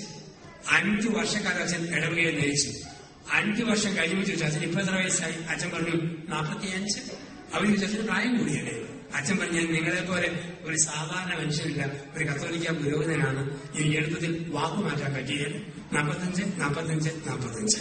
15 വർഷങ്ങൾ കഴിഞ്ഞു. അച്ഛന് വയസ്സ് 60ആയി. ഇടവക ജനങ്ങളും മഠത്തിലെ കന്യാസികളും ചേർന്ന് 60 പ്രാക്കൾ, 60 പൂക്കൾ, 60 നക്ഷത്രങ്ങൾ, 60 തിരികൾ, 60ന്റെ സിമ്പിൾസ് എല്ലായിടത്തും പതിപ്പിച്ചു വെച്ചു. 60 അംഗീകരിക്കുന്ന അച്ഛന്റെ മാർഗവും ഇല്ല. അരിശുമെന്ന് അച്ഛൻ പറഞ്ഞു, പ്രിയപ്പെട്ടവരെ, നിങ്ങൾ ഓർത്തേക്കാം, ഇന്നത്തെ ദിവസത്തിന്റെ പ്രത്യേകതയല്ല. നിങ്ങളുടെ വികാരിയായ എനിക്ക് 45 വയസ്സ് തികഞ്ഞതിന്റെ 15ാം വാർഷികം ഇടവ സമൂഹം ഒരുമിച്ച് ആഘോഷിക്കുകയാണ്. അപ്പൊ ദൈവത്തിന്റെ സ്നേഹത്തിന്റെ മാറ്റമില്ലാത്ത സ്നേഹത്തിന്റെ ഉറപ്പ് കിട്ടി കഴിയുമ്പോൾ പ്രായം പ്രശ്നമല്ല, ക്ഷീണം പ്രശ്നമല്ല, തകർച്ച പ്രശ്നമില്ല, എന്തുവേണ്ടി സ്വീകരിക്കാൻ നമുക്ക് ഒരു ബുദ്ധിമുട്ടുമില്ല. നമ്മുടെ കരുതി ലോകത്തിലെ മനുഷ്യ സ്നേഹം ശാശ്വതമാണ് അല്ല. ലോകത്തിലെ സ്നേഹമെല്ലാം ഇന്നുണ്ട്, നാളെയില്ല, മാഞ്ഞു പോകും.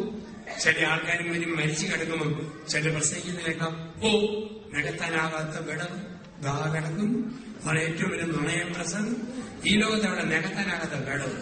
പ്രകൃതിയുടെ നിയമം എന്ന് പറഞ്ഞു, ആണി ഊരിയോ പകരം ആപ്പ് കയറാൻ വേണ്ടി കാത്തിരിക്കുക. പിന്നെ ഇവിടെ നികത്താനാകാത്ത വിടവ് ഒക്കെ വെറുതെ വിടുന്നു മാത്രം. ഞാൻ പറഞ്ഞാലും ധ്യാനമന്ദിരത്തിൽ നിന്ന് പോകുമ്പോൾ അവിടുത്തെ ശുശ്രൂഷ അയ്യോ അച്ഛൻ പോലെ അനക്കം പോയി. ഞാൻ മുമ്പ് 200 പേര് സ്ഥിരം ധ്യാനിക്കാൻ വരുമായിരുന്നു. അച്ഛൻ പോലെ എങ്ങനെയാണ്? ഞാൻ പോയി 6 മാസം കഴിഞ്ഞപ്പം 250-300 പേര് വരാനായിട്ട് തുടങ്ങി. കാതുകുത്തിയം പോയോ കടുക്കിനിട്ടും വരും. പ്രപഞ്ചത്തിന്റെ പാഠം. നമ്മളൊക്കെ ചില ദൗത്യം കുറെ നാള് കാക്കുന്നു, പിന്നെ പോകുന്നു. ബസ്സിൽ യാത്ര ചെയ്യുന്ന പോലെ കുറെ നേരം സീറ്റിരിക്കുന്നു, അല്ലെങ്കിൽ അടുത്ത അവിടെ കയറിയിരിക്കുന്നു. ഈ ലോകമല്ല അത്രയേ ഉള്ളൂ. അപ്പൊ നമ്മള് ശാശ്വതമായ ഒന്ന് ദൈവത്തിന്റെ സ്നേഹവും ആ ഉറപ്പും മാത്രമാ. ബാക്കിയെല്ലാം മാഞ്ഞു പോകും, മറഞ്ഞു പോകും. പലപ്പോഴും മരണവീടുകളിൽ ചെല്ലുമ്പം ചില കെട്ടിയവന്മാര് ഭാര്യയുടെ ശവത്തെ കെട്ടിപ്പിടിച്ചിട്ട് എണീറ്റിട്ട് പോവുകയാണോടി. ചില പെണ്ണുങ്ങൾ എനിക്ക് ആരാണോ ഇനി എന്നെ കരയുന്ന കണ്ടിട്ടുണ്ട്. പക്ഷെ ഇങ്ങനെ കരഞ്ഞ ചില അമ്മമാരെങ്കിലും ഭാര്യയുടെ കലകളുടെ സ്നേഹം ഉണങ്ങുന്നതിന് മുമ്പ് ഞാൻ തന്നെ കെട്ടിച്ചിട്ടുണ്ട്. ഇതാണ് ലോകം എന്നൊക്കെ പറയുക. അപ്പൊ ശാശ്വതമായ സ്നേഹം ദൈവത്തിന്റെ സ്നേഹം മാത്രം. ലോകത്ത് കാണുന്ന ഒരു സ്നേഹത്തെ നമുക്ക് ശാശ്വതം എന്ന് പറയാൻ പറ്റില്ലല്ലോ. ചിലപ്പോഴൊക്കെ ചരമപ്രസംഗം ഞങ്ങളെ ഏൽപ്പിച്ചിട്ട് വികാരീശന്മാര് വിദഗ്ധമായിട്ട് മാറാറുണ്ട്. അങ്ങനെ സ്ഥാനത്തും അസ്ഥാനത്തും പ്രസംഗിച്ച അച്ഛന്മാരും കൊണ്ട് പ്രസംഗിച്ച അബദ്ധം പറ്റിയവരുമുണ്ട്. അച്ഛന്റെ ഇടയമ്മയുടെ വീട്ടിലേക്ക് ഇങ്ങനെ പാടത്തിന്റെ വരമ്പിലൂടെ നടന്നു പോകുമ്പോൾ ഒരു വീട്ടിൽ ശവടക്ക് വികാരിച്ചും കപ്പ്യാരോട് പറഞ്ഞു, കപ്പൂച്ചിനച്ഛനെ വിളിച്ചോണ്ട് വരാൻ പറ്റും. കപ്പ്യാര് പറഞ്ഞു, വികാരി വിളിക്കുന്നു, പോകാതിരിക്കാൻ പറ്റും. ചെന്ന് കഴിഞ്ഞപ്പോഴുണ്ട് 70ഓളം വയസ്സുള്ള ആര് നരബാധിച്ച മീശാ മുടി കണ്ണട വെച്ച് വെട്ടി മരിച്ചു കിടന്നു. മക്കള് പൊട്ടിക്കരയുന്നു, ഭാര്യ ഏങ്ങിക്കരയുന്നു, നാട്ടുകാരി തെങ്ങിക്കരയുന്നു. വികാരിച്ചും ബന്ധിപ്പിക്കൊണ്ടിരിക്കുന്നു. അച്ഛൻ പറഞ്ഞു, ചരമപ്രസംഗം പറഞ്ഞേക്കാം. അച്ഛൻ പറഞ്ഞു, ഒരു പരിശീലനം എങ്ങനെയാ പറയുന്നത്? ഓ, നിങ്ങൾ ധ്യാനഗുരുക്കന്മാർക്കാണ് പ്രയാസം, ബൈബിളിൽ പെറുക്കി പറഞ്ഞാൽ പോലെ അങ്ങ് പറഞ്ഞോളാൻ പറഞ്ഞു. പ്രസംഗത്തിന് ഉപയോഗമായി. അച്ഛൻ പറഞ്ഞു, പിതാവിന്റെയും തന്റെയും പരിശുദ്ധാത്മാവിന്റെ നാമത്തിൽ ആമേൻ. യോഹന്നാന്റെ സുവിശേഷം 14-ാം അധ്യായത്തിൽ പറയുന്നു, എന്റെ പിതാവിന്റെ ഭവനത്തില് അനേകം മുറികളുണ്ട്. ഞാൻ പോയി അവിടെ ആയി കഴിയുമ്പോൾ നിങ്ങളും ആയിരിക്കേണ്ടതിന് കൂട്ടിക്കൊണ്ടുപോകും. ഈ മകനെ പിതാവായ ദൈവം കൂട്ടിക്കൊണ്ടുപോയിരിക്കുന്നു. ഇതേക്കുറിച്ച് അധികമൊന്നും അറിയത്തില്ല. ഒരു കാര്യം അറിയാം, നല്ല ഒരു അപ്പനായിരുന്നു, ആ വേദന മക്കളിൽ കാണുന്നു. നല്ല കെട്ടിയവനായിരുന്നു, ദുഃഖം ഭാര്യയിൽ കാണുന്നു. ഇടവേല നല്ല കുഞ്ഞാടായിരുന്നു, വിരഹവേദന വികാരിച്ചതിനെ കാണുന്നു. നല്ലവനായ മനുഷ്യനായിരുന്നു, അതിന് നിങ്ങൾ നാട്ടുകാരി കാണുന്നു. ഒരു വചനം കൊണ്ട് അവസാനിപ്പിക്കട്ടെ. മകനെ നീന്തിന്റെ ഓട്ടം നല്ലവണ്ണം പൂർത്തിയാക്കി. ജീവനുള്ള ന്യായാധിപനായ ദൈവം തന്നെ ജീവന്റെ കീഴിൽ അണിയിക്കട്ടെ, എപ്പോഴും എപ്പോഴും എന്നേക്കുവാമൻ. പറഞ്ഞു നിർത്തുകയും അവിടെ കൂടി നിന്ന 500ഓളം പേർ ഒറ്റച്ചിരി, മരണ വീട്ടിൽ പൊട്ടിച്ചിരി, ചരമസ്ഥലത്ത് കൂട്ടച്ചിരി. അച്ഛനെ ചമ്മലായിട്ട് ആളുകൾ ചിരിയുടെ കാരണം അറിയത്തില്ല. അച്ഛൻ അടുത്ത് ചേട്ടനോട് ചോദിച്ചു, എല്ലാരും എന്നെ ഇങ്ങനെ ചിരിക്കുന്നു? ചേട്ടൻ ചോദിച്ചു, എന്നാവർത്തോണ്ടാ അച്ഛൻ പ്രസവിച്ചത്? എന്നാ പക്ഷി ഈ മനുഷ്യൻ എങ്ങനെയാ മരിച്ചത്? അച്ഛന് വല്ല പിടിയുള്ളൂ. അച്ഛൻ എങ്ങനെ മരിച്ചതാ? എന്റെ അച്ഛ അങ്ങാടിയിൽ കടത്തലിന് കാശ് വെച്ച് ചീട്ട് കളിക്കുന്ന സ്വഭാവം. ഇന്നലെ കാശ് വെച്ച് ചീട്ട് കളിച്ചപ്പോൾ പോലീസുകാർ പിടിക്കാൻ വേണ്ടി ജീവൻ ഓടുന്ന വഴിക്ക് ഉടുതുണി ചവിട്ടി പറഞ്ഞ് ഒരു പൊട്ടക്കിണറ്റി വീണു. അവിടെ കെട്ടിക്കിടന്ന വെള്ളം കുടിച്ചാണ് ഈ മനുഷ്യന്റെ മരണം. ഇയാളെ നോക്കിയാണ് കപ്പുചേച്ചിന്റെ പ്രശ്നം. മകനെ നീതിന്റെ ഓട്ടം നല്ലവണ്ണം പൂർത്തിയാക്കി. ജീവനുള്ള ന്യായാധിപനായ ദൈവത്തിന് ജീവന്റെ കിരീടം അണിയിക്കട്ടെ. മരണം വേണ്ടി കരച്ചിലുണ്ട്. ഏതാനും ദിവസം കഴിയുമ്പോൾ കണ്ണീര് പറ്റിപ്പോവും, കരച്ചിൽ നിന്നുപോകും. പ്രിയപ്പെട്ടവരെ, മാറാത്തൊരു സ്നേഹം ദൈവത്തിന്റെ സ്നേഹം. ദൈവത്തെ പാറ എന്ന് വിളിക്കുമ്പോൾ പാറയ്ക്ക് 5 സ്വഭാവം. ദൈവസ്നേഹത്തിന് വേണ്ടി 5 സ്വഭാവം. പാറയുടെ ഒന്നാമത്തെ പ്രത്യേകത ഇളക്കമില്ല. പാറ ഉറച്ചതാണ്, അതിന് പിടിക്കും അചഞ്ചലത. 2, പാറയുടെ രണ്ടാമതൊരു പ്രത്യേകതയുള്ളത് പാറയെ സംബന്ധിച്ച് ഒരു വ്യവസ്ഥയിലില്ല. മഴ വന്നാലും വെയിൽ വന്നാലും ഒരുപോലെ ഇരിക്കും. മഴയത്തും പാറയുടെ കയറിയിരിക്കാം, വെയിലത്തും കയറിയിരിക്കാം, ഒരു വ്യവസ്ഥയിലില്ല. 3, പാറ ഒരു പദ്ധതിയുടെ പാറയ്ക്ക്. പാറ പൊട്ടിക്കുമ്പോൾ പ്രപഞ്ചത്തിന്റെ പദ്ധതി തകരുന്നു. ഇന്ന് പാറമണകൾ പൊട്ടിക്കാൻ പറ്റിയെന്ന് വിലകുന്നതിന്റെ കാരണം ഇതാ. ഒരു പദ്ധതിയിൽ അവർ കല്ലിന്റെ ഇരിപ്പ്, ഒരു പാറയുടെ ഇരിപ്പ്, അത് താറുമാറാക്കാൻ ഭൂമികുലുക്കങ്ങൾ, പ്രളയങ്ങൾ, പ്രകൃതിവിരുദ്ധമായ അനുഭവങ്ങൾ കടന്നു വരും. 4, പാറ ഒരു പരിപാലനയാണ്. വലിയ കാറ്റിനെ തടഞ്ഞു നിർത്തുന്ന പരിപാലന, വലിയ ചൂടിനെ തടഞ്ഞു നിർത്തുന്ന പരിപാലനയുണ്ട്. അപ്പൊ ആ 5 പാറയ്ക്ക് ഓരോരുത്തരും വ്യക്തിപരമായ ബന്ധമുണ്ട്. ആര് വന്നാലും ഓരോരുത്തരും ഒരുപോലെ പരിഗണിക്കും. ഒരു പാറയുടെ തണലിൽ, ഒരു പാറയുടെ കീഴിൽ. ദൈവത്തെ അപേക്ഷയിലേക്ക് വിളിക്കുമ്പോൾ ദൈവത്തിനുമുണ്ട് ഈ 5 സ്വഭാവങ്ങൾ.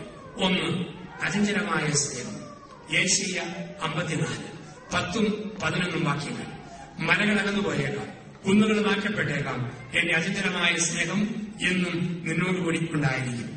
മലകൾ അകന്നു പോയേക്കാം, കുന്നുകൾ മാറ്റപ്പെട്ടേക്കാം, എന്റെ അചഞ്ചലമായ സ്നേഹം എന്നും നിന്നോടുകൂടി ഉണ്ടായിരിക്കും. ദൈവത്തിന്റെ സ്നേഹത്തിന് മാറ്റമില്ല. ഈ പ്രിയപ്പെട്ടവരെ, ദിവസവും പത്രമാസികകളിൽ, സോഷ്യൽ മീഡിയയിൽ അചഞ്ചലമായ സ്നേഹത്തിന്റെ ഏതെങ്കിലും ഉദാഹരണം കാണുമ്പോൾ ദൈവത്തിന്റെ സ്നേഹത്തിന്റെ അചഞ്ചലതയെ ഓർക്കുക. അങ്കമാലി അടുത്ത് എളവൂർ സ്കൂളിലെ കുഞ്ഞുങ്ങൾ പൂതത്താങ്കട്ടിൽ വെള്ളം കാണാൻ പോയി. ചെങ്ങാടത്തിൽ വെള്ളം കണ്ടു പോകുമ്പോൾ ചെങ്ങാടം മുങ്ങി. കുഞ്ഞുങ്ങൾ വെള്ളത്തിൽ താന്നപ്പോൾ എളവൂർ സ്കൂളിലെ 45 വയസ്സ് പ്രായമുള്ള ലിസി എന്ന ടീച്ചർ വെള്ളത്തിലേക്ക് എഴുതിയാണ്. അനേകം കുഞ്ഞുങ്ങളെ കോരിയെടുത്തെടുത്ത് രക്ഷിച്ചു. ഒരു കുഞ്ഞിനെ രക്ഷിക്കാൻ വേണ്ടി മുങ്ങുമ്പോൾ വസ്ത്രം ഇഞ്ചിയുടെ മുള്ളിലൊടുക്കി വെള്ളം കുടിച്ച് മരിച്ച എളവൂർ സ്കൂളിലെ ടീച്ചർ ലിസി. മലകളകന്നാലും കുന്നുകൾ മാറ്റപ്പെട്ടാലും അചഞ്ചലമായി നിലനിൽക്കുന്ന ദൈവസ്നേഹത്തിന്റെ പല മുഖങ്ങളിൽ ഒരു മുഖം. ഇങ്ങനെയുള്ള 100 സംഭവങ്ങൾ ദിവസം നമ്മൾ കാണിച്ചു തരും. കോട്ടയം മെഡിക്കൽ കോളേജിലടിക്കുന്ന പള്ളി മുടിയൂർക്കര പള്ളി. ഞാൻ പള്ളിയെ ധ്യാനിപ്പിക്കുമ്പോൾ ഡോക്ടർമാര് അവരുടെ വീടുകൾ വെച്ചിരിക്കാൻ എന്നെ വിളിച്ചുകൊണ്ടിരുന്നു. 13-ാം നമ്പർ വീട് വെച്ചിരിക്കാൻ ചെന്നപ്പോൾ മെഡിക്കൽ കോളേജിലെ പ്രശസ്തയായ പ്രൊഫസർ 3 വർഷമായി അവധിയില്ല. ഭർത്താവ് മെഡിക്കനായി എഞ്ചിനീയറാണ്. വീടിന്റെ മതിലിന്റെ മുകളിലേക്ക് കമ്മ്യൂണിസ്റ്റ് കച്ചവടം ഇങ്ങനെ പൊങ്ങി വന്നപ്പോൾ മുറ്റത്തിന് മേശയിട്ട് മേശപ്പത്തിന് കസേരയിട്ട് കസേരയിൽ നിന്ന് ഭാഗത്തേക്ക് എല്ലാം വെട്ടിവെട്ടി ഒതുക്കിയപ്പോൾ കസേര തന്നെ താഴെ വീട് പെടലി ഒടിഞ്ഞു പോയ എഞ്ചിനീയർ 3 വർഷമായി തടഞ്ഞു കിടക്കുന്നു. ഭാര്യ ട്യൂബിലൂടെ പാലും ജ്യൂസും പണിച്ചാറും പകർന്നു കൊടുക്കുന്നു. തുണി വെള്ളത്തിൽ മുക്കി ഉച്ച മുതൽ പുള്ളങ്കാലം വരെ തുടച്ചു കൊടുക്കുന്നു. ഞാൻ ചോദിച്ചു, എത്ര നാളിങ്ങനെ? ആ ലേഡി ഡോക്ടർ വിളിച്ച എന്റെ കാവലിന് എന്റെ ദൈവം തന്നതാ, എന്നെ ഏൽപ്പിച്ചതാ. ദൈവനിശ്ചയിക്കുന്ന നാൾ വരെ ഇങ്ങനെ മലകളകന്നാലും കുന്നുകൾ മാറ്റപ്പെട്ടാലും അചഞ്ചലമായ ദൈവത്തിന് സ്നേഹം. ഒമാനിലെ സലാരയിൽ ഞാൻ ധ്യാനിക്കുമ്പോൾ കണ്ടു യുവതിവാക്കന്മാര് 2 എഞ്ചിനീയേഴ്സ്, 12ഉം 14ഉം വയസ്സുള്ള 2 മക്കൾ, 2 ഓട്ടിസം ബാധിച്ചവരാ. മാറി മാറി അവധി എടുത്തിരുന്ന ഒരു പ്രതീക്ഷയില്ലാത്ത മക്കളെ പരിപാലിക്കുന്ന മാതാപിതാക്കൾ. മലകളകന്നാലും കുന്നുകൾ മാറ്റപ്പെട്ടാലും അചഞ്ചലമായി നിലനിൽക്കുന്ന ദൈവത്തിന്റെ സ്നേഹം മനുഷ്യന്റെ ദൈവം ഒരു പുട്ടുപോലെ വീഴുമ്പോൾ ഓരോ മനുഷ്യരും വരുന്ന ഒരു വലിയ മാറ്റം. ഇതിലൂടെയൊക്കെ പഠിപ്പിക്കുന്നു അചഞ്ചലമായ സ്നേഹം, പാറയുടെ ഉറക്കം. 2, ദൈവത്തിന്റെ സ്നേഹത്തിന് വ്യവസ്ഥയില്ലാത്ത സ്നേഹമാണ്. അതാണ് ലൂക്ക 15:20 വാക്യം. വേദപുസ്തകത്തിൽ ഒരു വാക്യത്തിൽ 2 or 3 ക്രിയകൾ സാധാരണ വരും. പക്ഷെ ലൂക്ക 15:20 ഒറ്റ വാക്യത്തിൽ 5 ക്രിയകൾ. ഒരു ബൈബിൾ വാക്യത്തിൽ ഒരുപാട് ക്രിയകൾ വെക്കുന്നത് ബൈബിൾ പഠനത്തെ കാര്യമല്ല. പക്ഷെ ലൂക്ക 15:20 ഒറ്റ വാക്യത്തിൽ 5 ക്രിയകൾ ഒരുമിച്ച് വെച്ചിരിക്കുന്നു. എന്തെല്ലാം? പിതാവ് മകനെ ദൂരെ വെച്ച് തന്നെ കണ്ട് മനസ്സലിഞ്ഞ് ഓടിച്ചെന്ന് കെട്ടിപ്പിടിച്ച് ചുംബിച്ചു. വ്യവസ്ഥയില്ലാതെ ദൈവത്തിന്റെ സ്നേഹം കാണിക്കാൻ കണ്ട് മനസ്സലിഞ്ഞ് ഓടിച്ചെന്ന് കെട്ടിപ്പിടിച്ച് ചുംബിച്ചു. ഒരു പിതാവിന്റെ വ്യവസ്ഥയില്ലാത്ത സ്നേഹം. പന്നിക്കുഴിയിൽ നിന്ന് വരിക, ദേഹത്തിൽ ചെളിയും ദുർമേധസ്സും വൃത്തികേട്ട മണമൊക്കെയാണ്. പിയേഴ്സിന്റെ സോപ്പ് നീട്ടിപ്പിടിച്ചവരുടെ മനെ കുളിച്ചിട്ട് വാ, മണമുണ്ടെങ്കിൽ ഉമ്മതരാകുന്നില്ല. ചെളിയോടുകൂടി മൂത്താവിൽ കുത്തമിടുന്ന അപ്പൻ നമ്മളോടൊക്കെ പറയുകയാണ്, ഞാൻ ഭാവിയാണെങ്കിലും പരിശുദ്ധനാണെങ്കിലും സമ്പത്തുണ്ടെങ്കിലും ദാരിദ്ര്യമുണ്ടെങ്കിലും സൽപ്പേരാണെങ്കിലും ദുഷ്പേരാണെങ്കിലും മോനെ മോളെ നിന്നെ ഞാൻ സ്നേഹിക്കുന്നു. ഒരു വ്യവസ്ഥയില്ല. ക്രിക്കറ്റ് താരം ശ്രീശാന്ത് വിവാദങ്ങളിൽപ്പെട്ടു ആരോട് വിധേയനായി ഡൽഹി തീഹാർ ജയിലിൽ കിടക്കുമ്പോൾ ആ ദിവസങ്ങളിൽ ജയിലിന് തൊട്ടുവാതിലുള്ള പള്ളിയിൽ ഫരീദാബാദ് യുവതി ഞാൻ ധ്യാനിപ്പിച്ചുകൊണ്ടിരിക്കുന്നു. ഡൽഹി ഹരിനഗർ പള്ളിയിൽ അച്ഛന്മാരും സിസ്റ്റേഴ്സും കരിസ്മാറ്റിക് നവീകരണത്തിൽ വന്നവരും ജയിലിൽ സന്ദർശിക്കും. ശ്രീശാന്തിന് ഒത്തിരുന്ന് പ്രാർത്ഥിക്കുമായിരുന്നു, ബൈബിള് വായിക്കുമായിരുന്നു. ശ്രീശാന്തിന് കൂടുതലൊക്കെ കല്ലൂര് അതൊരു സുന്യാളുടെ ആ ഷൈനുമായിട്ട് ബന്ധമുണ്ട് എറണാകുളത്തെ ജീവിതത്തിൽ. പിന്നീട് പ്രാർത്ഥിച്ചു. അവസാനം ശ്രീശാന്ത് ജയിലിന് പുറത്ത് വരുമ്പോൾ POC സമ്പൂർണ്ണ ബൈബിൾ മാറോട് ചേർത്ത് വിളിച്ചാണ് വരിക. അതിന്റെ ഫോട്ടോ ഇന്നും കാണാം. തീഹാർ ജയിലിന്റെ വാദത്തിലുള്ള ഹരിനഗർ പള്ളിയുടെ പ്രധാന കവാടത്തിൽ ഈ ചെറുപ്പക്കാരൻ പറഞ്ഞു, എല്ലാവരും ഏറ്റവും പ്രിയപ്പെട്ടവരൊക്കെ എന്നെ മറന്നപ്പോൾ, എല്ലാവരും എന്നെ ഉപേക്ഷിച്ചു പോകുന്നു തോന്നിയപ്പോഴും എന്നെ മറക്കാത്ത ദൈവത്തിന്റെ സ്നേഹം എനിക്ക് വ്യക്തമാകുന്നത് ഈ വേദപുസ്തകത്തിൽ നിന്നാണ്, ദൈവത്തിന്റെ വചനത്തിൽ നിന്നാണ്. അപ്പൊ ദൈവത്തിന്റെ സ്നേഹത്തിൽ വ്യവസ്ഥയില്ലാത്ത സ്നേഹം. ആണി അടിച്ചാലും അനുഗ്രഹിക്കും, തുപ്പിയാലും അനുഗ്രഹിക്കും, ചാട്ടയടിച്ചാലും അനുഗ്രഹിക്കുന്ന മാറ്റമില്ലാത്തൊരു സ്നേഹം. 1 അചഞ്ചലമായ സ്നേഹം, 2 വ്യവസ്ഥയില്ലാത്ത സ്നേഹം. കണ്ണൂടിയനായ ഭർത്താവ് ഇന്നല്ലെങ്കിൽ നാളെ മാറുമെന്നോർത്ത് പ്രതീക്ഷയോടെ കാത്തിരിക്കുന്ന ഭാര്യ, വ്യവസ്ഥയില്ലാത്ത സ്നേഹം. വഴിപ്പിപ്പോയ മക്കൾ ഇന്നല്ലെങ്കിൽ നാളെ തിരിച്ചു വരുമെന്നത് കരുതിയിരിക്കുന്ന മാതാപിതാക്കൾ, വ്യവസ്ഥയില്ലാത്ത സ്നേഹം. 1 അചഞ്ചലത, 2 വ്യവസ്ഥയില്ലായ്മ, 3 ദൈവത്തിന്റെ സ്നേഹത്തിന് ഒരു വലിയ പദ്ധതിയുണ്ട്. ജെറമിയ 29:11 എനിക്ക് നിന്നെ കുറിച്ചൊരു പദ്ധതിയുണ്ട്, നിന്റെ നാശത്തിനല്ല നന്മയുള്ള പദ്ധതി, ശുഭമായ ഭാവിയും ഭദ്രമായ പ്രത്യാശ നൽകുന്ന അതിമനോഹരമായ പദ്ധതി. റോമാലേഖനം 8:28 ദൈവത്തെ സ്നേഹിക്കുന്നവർക്ക് അവന്റെ പദ്ധതി പ്രകാരം വിളിക്കപ്പെട്ടവർക്ക് അവിടുന്ന് സമസ്തവും നന്മയ്ക്കായി ഒരുക്കുന്നു. എനിക്ക് നല്ല ഉറപ്പാണ് ഈ വചനം. ഞാൻ 8, 9, 10 ക്ലാസ്സിൽ പഠിക്കുമ്പോൾ എന്റെ സ്ഥലത്തും ഞങ്ങളുടെ ഭാഗങ്ങളിലെല്ലാം എനിക്ക് 3 ഐറ്റങ്ങൾക്കൊന്നും വർഷങ്ങളോടും 1ാം സമ്മാനം കിട്ടുമായിരുന്നു. 1 പ്രസംഗ മത്സരം, 2 കഥാപ്രസംഗം, 3 മോണോആയിട്ട്. പിന്നെ അത് മിമിക്രിയായിട്ട് മാറി ഈ മോണോആയിട്ട്. യൂണിവേഴ്സിറ്റി തലത്തിലും കിട്ടുമായിരുന്നു, സ്കൂൾ തലത്തിലും കിട്ടുമായിരുന്നു. ഒത്തിരി സർട്ടിഫിക്കറ്റുകൾ. 10ാം ക്ലാസ് കഴിയുമ്പോൾ എനിക്ക് വലിയ ആഗ്രഹമായിരുന്നു അച്ഛനാവാൻ.